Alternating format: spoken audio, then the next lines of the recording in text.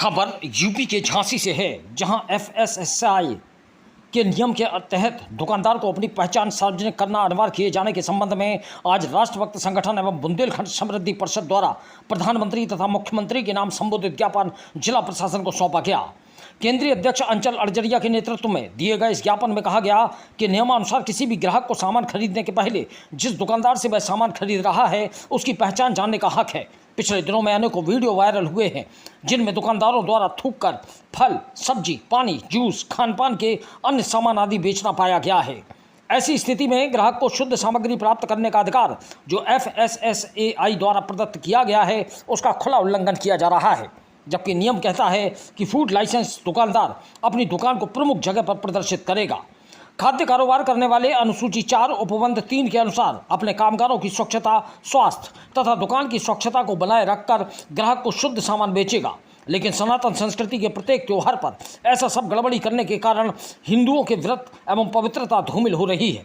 ऐसी स्थिति में समस्त दुकानदारों को नियमानुसार अपना वास्तविक नाम बताने की अनिवार्यता का नियम जो मुजफ्फरनगर, शामली, सहारनपुर आदि जगहों पर लागू किया गया है को संपूर्ण प्रदेश एवं देश में लागू किया जाना जनहित में अति आवश्यक है। ज्ञापन में यह भी कहा गया कि सभी दुकानों की नियमित जांच की जाए जिससे मिलावटखोरी रुके एवं लोगों को शुद्ध सामग्री उपयोग के लिए मिल सके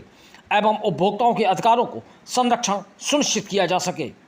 इस अवसर पर प्रमुख रूप से इंद्र कुमार पांडे, अर्पित शर्मा, राहुल, अभिषेक, गोलू, अर्जुन, अतुल, सोनू, सोमनाथ, मलकिर, सुमित, मोनू, सागर, रंगीला, सौरभ, विवेक, अंशु, राज, दीपक, अभय, शैलेंद्र सिंह, धीरज रायकवार, रामानंद, आशुतोष सहित दर्जनों कार्यकर्ता मौजूद रहे।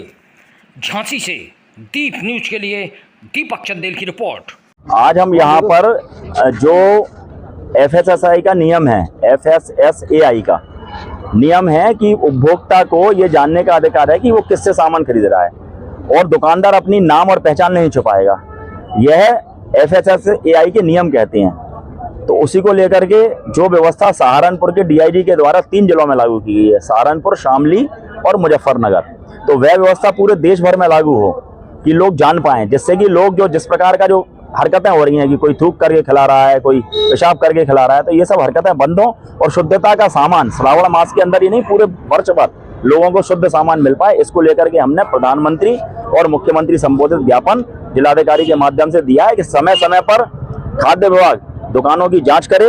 और इस प्रकार के जो लोग हैं उन पर कठोर कानूनी कार्रवाई की जाए। सबको लेकर के आज हम जिलाधिकारी के माध्यम से हमने ज्ञापन प्रेषित किया है। हाँ, यहाँ के जो मामले थे वो भी लिख करके हमने दिए हैं। और आपको ध्यान हो, जावेद सैलून था एक जो है जावेद हबीब सैलून, तो उस पर इसी तरह से थूक लगा करके झांसी के अंदर मसाज की जा रही थी, शेविंग की जा रही थी, तो उसको लेकर के हमने बंद कराए थे। चारों के चारों सैलून जो झांसी के अंदर थे, शायद वो दोबारा ओपन हो गए हैं, तो उनकी जांच की भी आवश्यकता है। साथ ही साथ हमारी एक यात्रा है 22 तारीख की राष्ट्रभक्त संगठन की, तो उस यात्रा के लिए हम लोग शहीद पार्क से चलते हैं और कसाई मंडी वाले शिवालय तक जाते हैं। रास्ते में जगह जगह पर नालियां टूटी डली हैं, उनको लेकर के साफ सफाई की व्यवस्था हो और साथ ही साथ मंदिर के दर्शनार्थियों को कोई दिक्कत ना हो, क्योंकि उधर क्या है, अवैध रूप से पूरी पशु मंडी चलती है, तो उसको लेकर के महिलाओं को और जो हमारे दर्शनार्थी जाते हैं उनको कोई असुविधा ना हो, उसको हमने जिलाधिकारी झांसी को लिख करके अलग से दिया है और बात हुई है, वो कह रहा है ये सारी व्यवस्थाएं हम करवा दें।